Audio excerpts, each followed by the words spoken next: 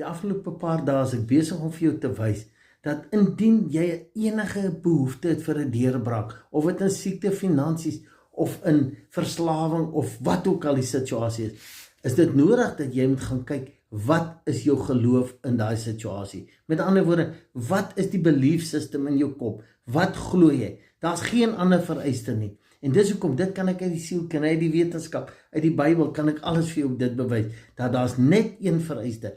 So jy dink, so is jy, wat jy dink en praat sal jy beleef. Wat is jou ware oortuiging daarvan? En dis hoekom ek sê, ons moet in die lewe moet ons seker maak, dat ek gaan en ek gaan kyk, wat praat ek, wat dink ek, konstant daaroor.